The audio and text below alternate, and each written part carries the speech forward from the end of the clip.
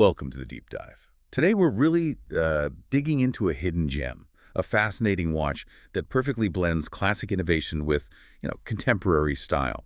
Our mission, as always, is to sift through the most in-depth articles and research we can find, extract those crucial nuggets of knowledge, and share the surprising facts that will leave you feeling well-informed, fast. And this deep dive is particularly exciting because we're not just looking at a timepiece. We're kind of uncovering a legacy.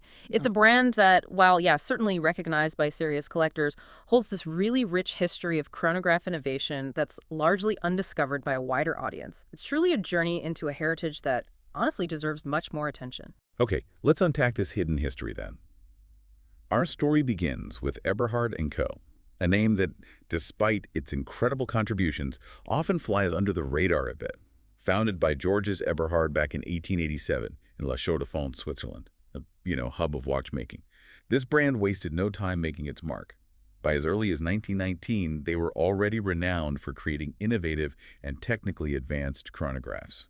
That's pretty remarkable, considering the state of wristwatch technology back then. It truly is. What's striking here is that Eberhard's mastery of wristwatch chronographs, at the turn of the 20th century, it was absolutely on par with names we hear much more about today. Think Longines, Universal Genève, Lamania, Landeron. They were genuine pioneers in this space. Right. And they proved it with some serious breakthroughs that really shaped the industry. In 1919, they unveiled their very first chronograph wristwatch.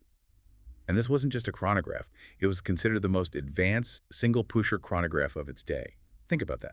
Just one pusher on the side of the case controlled everything. Start, stop, and reset. Simple, elegant, but also a bit limiting if you needed to time multiple consecutive events quickly, right? Exactly. Which brings us to 1935. This is where they introduced an innovative double-pusher chronograph. Now, this was a game changer. Before then, if you wanted to time a new segment, you had to stop your watch, reset it all the way back to 0, and then start again. A bit clunky. This innovation meant seamless, back-to-back timing. A huge leap forward for anyone tracking, say, multiple lap times or flight legs without missing a beat. Yeah, a really practical improvement. And they didn't stop there. Just 3 years later, in 1938, they produced the first chronograph with an hour counter. Before that, chronographs were typically limited to just measuring minutes and seconds. Adding that hour counter expanded their utility dramatically, turned them into true long-duration timing instruments. Crucial for endurance events or, like you said, maybe a long flight where minutes just weren't enough information. Right. And then, just 1 year later, 1939, they released their first split-seconds chronograph. The Rattrapante. Often considered the pinnacle of chronograph complexity, even today. Exactly. This allowed you to time two separate events that started together but ended at different times, all with one watch. Like timing two runners in a race, capturing each of their finish times independently. Incredible stuff. So you just outlined this really monumental legacy of firsts and significant advancements. Given that Eberhard's mastery was, as you said, on par with names like Longines or Universal Genève, what do you think allowed them to innovate so much but maybe not achieve the same kind of widespread contemporary recognition today? That's a fantastic point, and it's multifaceted, really. Part of it is certainly down to strategic decisions made over the decades, marketing, distribution. Maybe they didn't focus on the broad consumer market in quite the same way.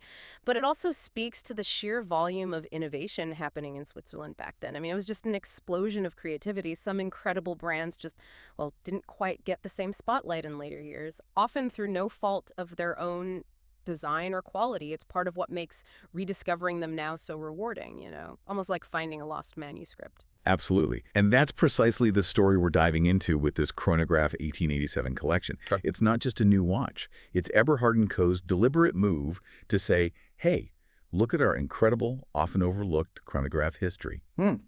Directly inspired by the treasures hidden away in their own archives, their museum pieces, the star of our deep dive today is one of the most attractive, retro-inspired models in that collection, the Chronograph 1887 limited edition. It's described as a sophisticated flyback chronograph that manages to cut a dashing retro chic figure. Now, retro chic can mean different things to different people. How well do you think this model truly captures that vintage essence without becoming, a caricature? It's a fine line, isn't it? Yeah. The challenge with retro-inspired pieces is always to avoid just being a nostalgic copy-paste job. Here, I think they've done a remarkable job of synthesis, taking the best elements from their heritage, like that specific 1935 dial layout we mentioned, and integrating them into a contemporary size and robustness. This isn't just a simple reissue. It's a synthesis, crafted in a contemporary key of their 1930s chronographs. Its dial, in particular, meticulously replicates the layout, the telemeter scale, and that really distinctive central spiral from the original 1935 chronograph. Some purists might prefer an exact, smaller replica, maybe, but this strikes a great balance between honoring history and being a truly wearable, modern watch. Okay, let's guide you through its design then, because it really is a fantastic blend of old and new. The case, for example, is stainless steel. Its size is decidedly contemporary at 41.5 millimeters in diameter, and it's got a robust 13.9 millimeter height. So it feels modern on the wrist without being, enormous. A good presence. It's also practical. You've got sapphire crystals on both the front and the back for durability and a clear view of the movement, and a depth rating of 50 meters, so it's fine for splashes, rain, that sort of thing. Standard stuff, but good to have. But then you get those wonderful vintage touches. The oversized crown has this real vintage pilot's watch vibe, very tactile. And those elegant lyre lugs with their flowing, curved shape, they have a definite 1950s flair. Really nicely done. Agreed. And then there's the dial. It's available in 3 distinct colors. A lovely salmon, a classic black, and the elegant eggshell or off-white that we focused on for the photos. Right, the one in the article. All 3 feature that peripheral telemeter scale. And that curious blue spiral right in the center, complete with little chevrons on its tail, it cleverly intersects both of the subdials. What's intriguing here is that the numerals on that spiral, which run from 20 up to 400 kilometers, they actually correspond to the tachymeter scale, used for measuring speed over a known distance. It's quite clever how they integrated it. Yeah, that telemeter scale itself is a fascinating historical touch. It's not something most of us are using to calculate artillery range on our morning commute these days, thankfully. Hopefully not. But historically, it was a vital tool, a vital ally in wartime theaters, as the source material puts it, to calculate fire range.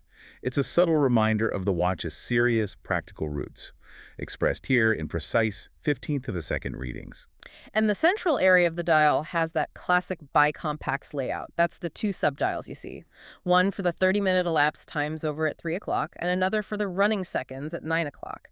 Separated by a neat steel ring, and all framed by those traditional black railroad tracks for the minutes and seconds. A detail collectors really appreciate for its vintage authenticity. Yeah, it looks great.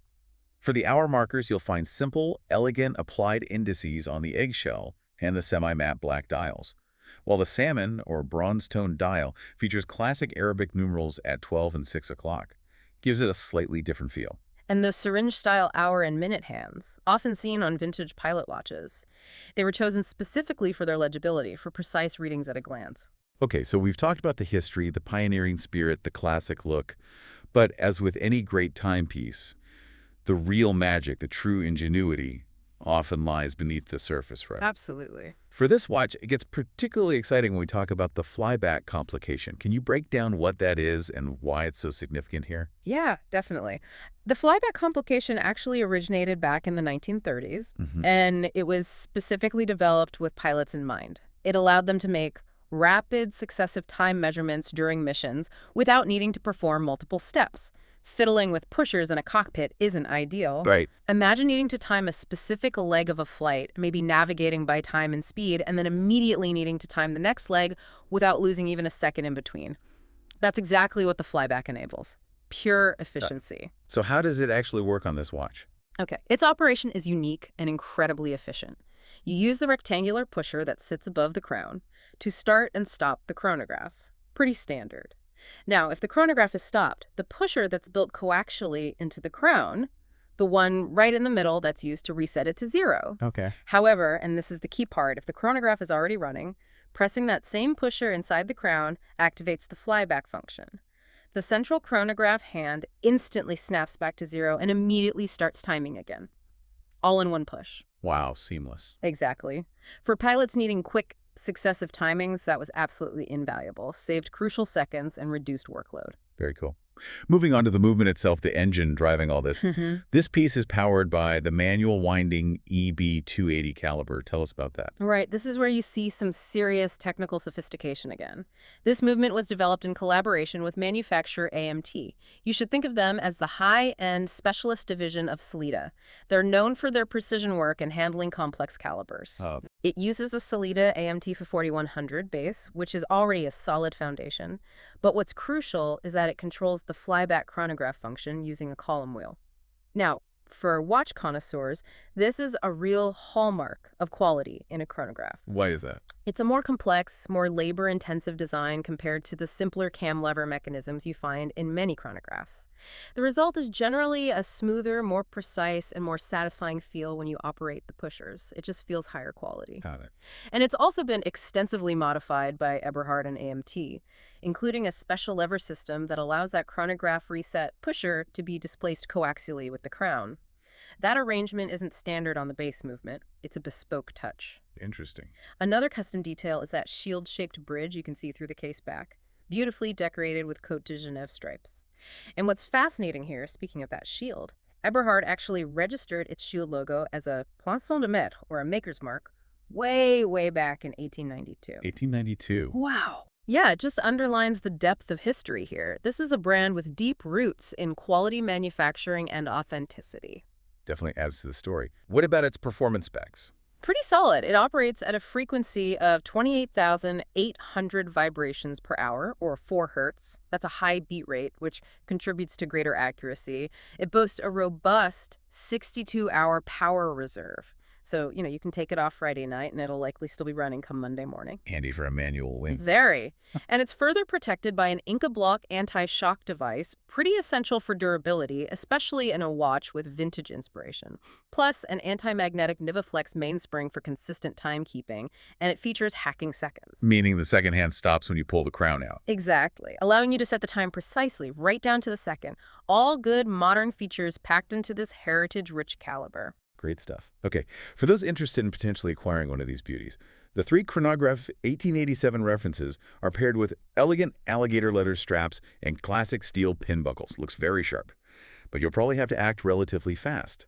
These are exclusive, limited editions. Only 250 pieces per color are being made. Makes them quite special. Indeed. They retail for EUR 6,960. And that brings our deep dive for today to a close. We've circled back really to this idea of uncovering hidden treasures in watchmaking. So what does this all mean for you, the listener? Well, it means understanding that sometimes real innovation doesn't always come from the most famous names you hear every day.